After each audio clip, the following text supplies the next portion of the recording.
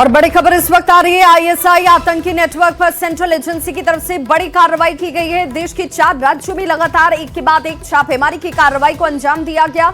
ISI से जुड़ा हुआ संदिग्ध आतंकी जिसे पकड़ा गया है। बिहार से इस शख्स को हिरासत में लिया गया। मधुबनी के पंडौल से यह संदिग्ध आतंकी पकड़ा गया है। आतंकी का नाम आपको बताते चले इजहारुल हक बताया जा रहा है। एमपी पुलिस और बिहार एटीएस की संयुक्त कार्रवाई, जिसमें पाकिस्तान इंटेलिजेंस के लगातार संपर्क में इजहारुल हक बताया जा रहा है। इजहारुल हक के खिलाफ भोपाल में कई मामले भी दर्ज हैं, जिसमें एफआईआर दर्ज की गई है। गिरफ्तारी के बाद इजहारुल हक लाया गया और मधुबनी कोर्ट में उसको पेश किया गया। पेशी के बाद ट्रांजिट रिमांड पर भोपाल पुलिस उसे अपने साथ लेकर रवाना हुई है। यूपी, एमपी और राजस्थान से भी 3 संदिग्ध लोगों को पकड़ा गया है।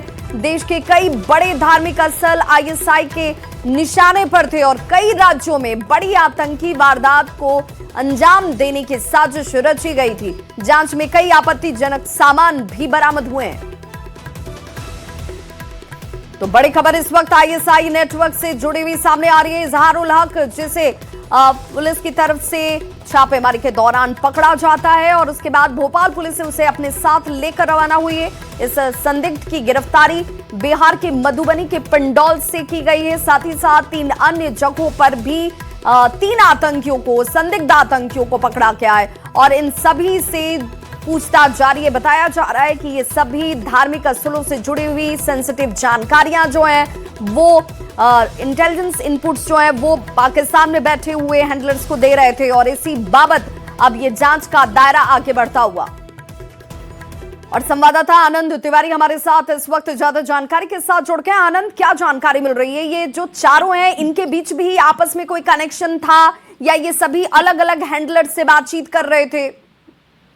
देखिए, मध्य प्रदेश एटीएस ने सबसे पहले ये कार्रवाई शुरू करी थी सेंट्रल एजेंसी के साथ मिलकर, जिसमें भोपाल से एक संदिग्ध आतंकी जो है मोहम्मद फराज, उसको गिरफ्तार किया गया था और उसकी निशानदेही पर राजस्थान के अलवर भिवानी में रेड की गई, जहां से कि ये पता चला कि नुहू में एक मौलवी का काम कर रहा है एक संदिग्ध, उसकी गिरफ्तारी की गई जिसका नाम शाकिर में बताया जा रहा था और उसकी निशानदेही पर सहारनपुर से एक नईम अब्दुल्ला जो है उसको पकड़ा गया। और इन तीनों से जब ज्वाइंट इंट्रोगेशन किया गया तो इसमें मधुबनी के लिंक पाए गए हैं। बिहार के मधुबनी में सेंट्रल एजेंसियां और एमपी एटीएस ने बिहार एटीएस की मदद से वहां से एक इजराहल हक नाम के जो एक संदिग्ध आतंकी है उसको पकड़ा है। इनके पास से कुछ संदिग्ध दस्तावेज जो हैं वो बरामद किए गए हैं और इसको वहां की कोर्ट में पेश करके मध्य प्रदेश पुलिस अपने साथ ट्रांजिट रिमांड पर मध्य प्रदेश लेकर आनंद, इनका मोटो कुछ क्लियर हो पाया कि ये क्या करने की फिराक में थे? किस तरह के काम को अंजाम देने की योजना ये बना रहे थे?